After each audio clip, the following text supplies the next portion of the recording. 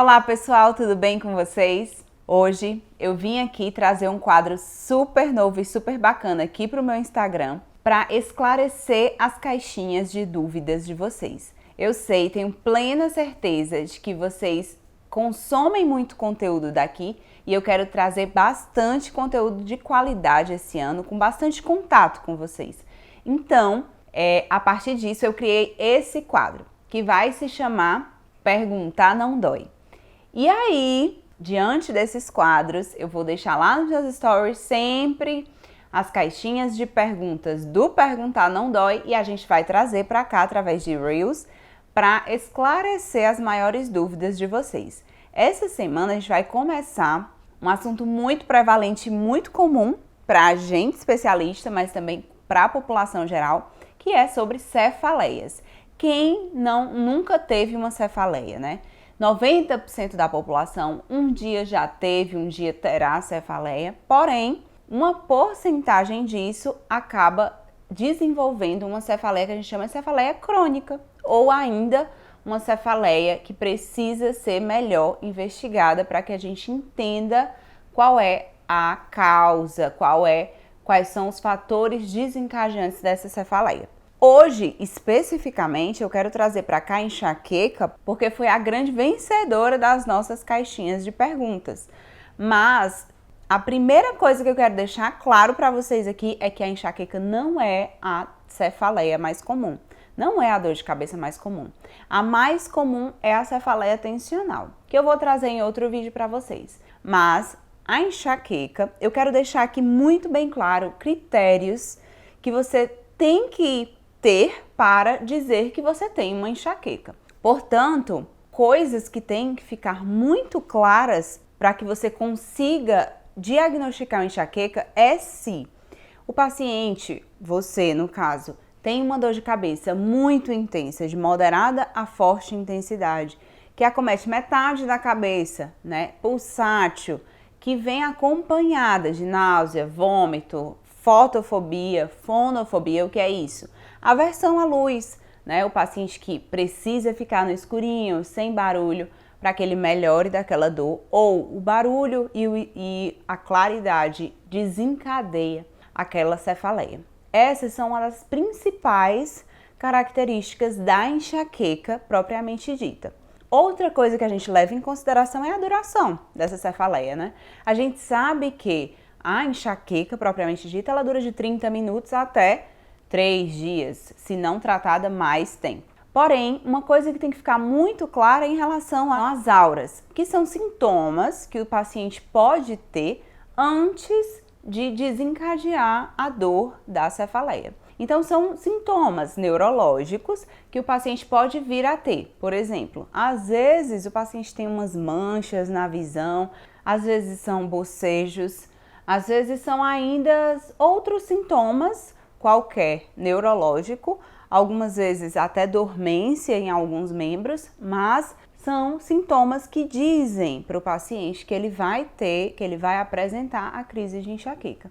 A enxaqueca, ela pode vir com esses sintomas neurológicos antes ou ela pode não vir, não é obrigatório ela vir acompanhada de aura, mas se tiver, é mais um fator de risco lá durante o tratamento que a gente vai ter que levar em consideração para tratar essa enxaqueca. Uma coisa que eu quero trazer para vocês, fora os critérios diagnósticos, é em relação aos fatores desencadeantes.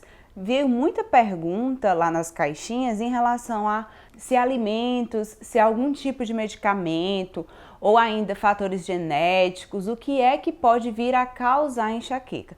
A gente sabe que pode sim ter predisposição genética, mas tem vários fatores que a gente sabe hoje já que controlando durante o dia, controlando durante a vida do paciente, ele consegue ter menos crises menos intensas e, portanto, precisam ser conhecidos. Isso é muito individual, pessoal. Então, é de cada paciente. Eu não consigo te falar qual é o teu fator desencadeante. É você que tem que perceber. Porém, os principais que a gente tem hoje são alimentos inflamatórios, como o trigo, como o glúten, como alguns tipos de frituras, como, para algumas pessoas, cafeína, vinho, álcool, a questão do estresse, da ansiedade, medicamentos, alguns tipos de medicamentos podem vir a desencadear a enxaqueca. E aí entra a questão dos anticoncepcionais, que eles podem sim desencadear a crise, mas tem alguns tipos de anticoncepcionais que até podem tratar as crises de enxaqueca. Então, isso precisa ser individualizado também. O sono, flutuações hormonais. Então, alguns pacientes têm sim enxaqueca na época apenas do período menstrual, ou ainda enxaqueca relacionada ao período menstrual, que ocasionalmente acontece ali durante a menstruação pela flutuação dos hormônios. O sono é muito importante. Todas as pessoas que têm enxaqueca, na maior parte do tempo, quando elas têm uma privação de sono muito grande, elas vão ter mais crises, elas vão deixar aquele sistema nervoso central mais excitável e por isso precisa ser também muito bem controlado. Aqui eu falei dos principais fatores relacionados ou que podem desencadear a enxaqueca, mas tem alguns mais raros, como orgasmo, como atividade física. Algumas pessoas têm enxaqueca durante esses períodos ou pós esses períodos. E aí a gente precisa também individualizar, excluir algumas outras causas e sim dar o diagnóstico de enxaqueca. Mas também pode sim ser um fator desencadeante. Eu falei dos critérios diagnósticos, falei dos fatores predisponentes e eu quero falar agora o que é que você tem que tentar identificar na sua enxaqueca para conseguir dizer que ela é especificamente uma enxaqueca e não algum outro tipo de cefaleia. Lembrando que temos mais de 200 tipos de cefaleias que precisam ser avaliadas caso a caso, individualmente. Porém, eu já recebi vários pacientes que eles acabam falando para mim: ah, doutora, eu tenho uma dor no pescoço que no final ela provoca a minha enxaqueca. Provavelmente, gente, isso é um outro tipo de cefaleia que a gente também pode ter associada ou às vezes não é nem enxaqueca. Se ela não tiver aqueles critérios diagnósticos que a gente falou lá no começo, provavelmente não vai ser enxaqueca. Vai ser uma dor no pescoço, que aí a gente chama de cefaleia cervicogênica, que desencadeou um outro tipo de dor, um outro tipo de cefaleia. Então precisa ser muito bem analisado. Outras pessoas chegam para mim e dizem: ah, doutora, eu tenho muita dor na cabeça inteira, minha cabeça é toda sensibilizada. Aí também essa cefaleia pode ter outros componentes e não apenas a enxaqueca propriamente dita.